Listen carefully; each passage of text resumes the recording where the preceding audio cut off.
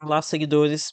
Deixa eu fazer alguns comentários sobre o Gin 11 e o estágio aqui da recuperação dele, né? A recuperação do rendimento, em que pé que se encontra. E já adianto que minhas expectativas aqui para o fundo são muito positivas aqui a partir do mês de julho. Aqui é o Thiago PS, seu canal Fica Esperto. Então, é o seguinte, em junho, aqui no relatório de junho, é, gestor informa que a gente tem uma distribuição de 8 centavos, aqui hoje de 11, né? Um valor abaixo que o mercado estava esperando. Tanto é que o fundo teve uma queda bem expressiva depois da DataX. No entanto, para quem acompanha a cota patrimonial lá no site da Ambima ou pelo Clube FI, você também consegue acessar isso aqui de forma bem rápida, sem guardar o link. A gente pôde observar que ao longo do mês o fundo obteve um ganho muito mais alto do que esses 8 centavos. E aqui no relatório, o gestor revela que foram 17 centavos de resultado, tá? Um resultado muito forte. Detalhe que é um resultado bem acima da taxa média da carteira. O fundo tem uma taxa média muito baixa, acho que CDI mais 1,50, alguma coisa do tipo. Deixa eu ver se coloquei aqui. Dá para ver que o spread de crédito aqui é muito baixo, né? Tem aqui algumas debêntures com menos de 1% de spread, o que eu acho negativo, pois depois você diz que a gente desconta a taxa de administração, sobra menos do que CDI, mas enfim, acaba que o desconto acaba compensando esses fatores. Agora explicando o porquê desse resultado tão forte assim, de 17 centavos. Isso aqui está acontecendo por dois motivos. Primeiro, pelo CDI no patamar elevado que se encontra, e também está acontecendo aqui o fechamento do spread, ou seja, uma diminuição do spread de risco das debêntures. Para o pessoal mais novato, esse spread seria aquele, por exemplo, CDI mais 2%, o spread seria 2%, né? E aqui então, isso aqui geralmente acontece quando os juros estão muito elevados, o spread dos títulos isentos costuma cair. E isso aqui justifica a formação elevada de reserva que os gestores estão fazendo. Aqui nesse momento em que os estão subindo, o fundo está sendo privilegiado, está tendo efeito positivo, mas quando o efeito inverso acontecer, ou seja, os spreads aumentarem, aí o fundo vai ter um efeito contrário, né, dos spreads, impactando negativamente no resultado. Lembrando que esse spread aqui, ele é apenas contábil, é questão de valorização e desvalorização das debêntures. Mas como FINs tem uma unidade de apuração de resultado bem diferente, aqui eles podem distribuir esse valor. É como basicamente um FOF pudesse se distribuir a valorização de fundo comprado sem antes de vender ele, né? Então, tipo de apuração bem diferente. E então, como eu disse, os fundos estão sendo muito beneficiados aqui nesse momento. Está acontecendo essa queda, tanto é que a gente pode observar também que outros fundos CDI foram muito beneficiados, como o da Sparta, o CDI 11, e aqui hoje em 11 não está sendo diferente, está sendo muito beneficiado.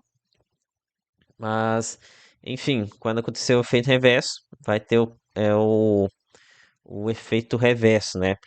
Ok, continuando aqui. Agora vocês estão vendo aqui o dado mais atualizado da cota patrimonial. Aqui estou acessando pela Ambima Data. Aqui está indicando no dia 10 de julho a val da cota patrimonial em 9,77. Com uma linha de corte aqui é 9,58, a gente já tem 18 centavos em reserva.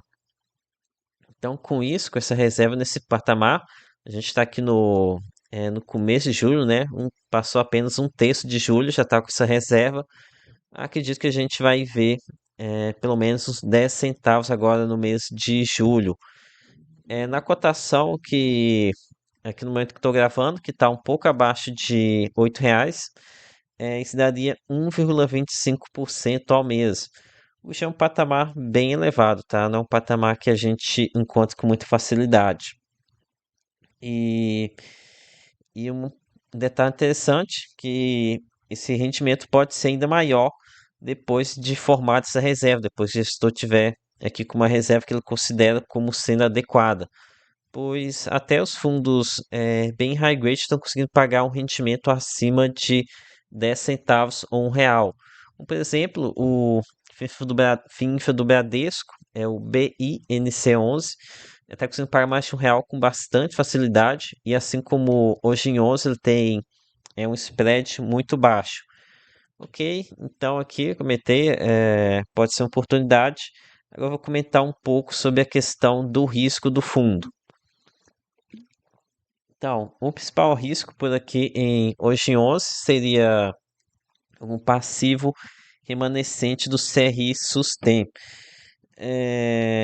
No entanto, por aqui é o seguinte, a gente não tem novas atualizações aqui, o gestor não trouxe novas atualizações. Parece que vai seguir aqui um processo judicial bem longo, né?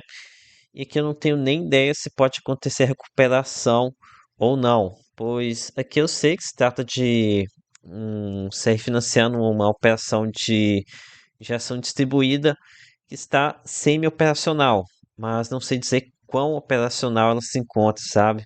Então eu não sei o quanto de obra que falta ainda.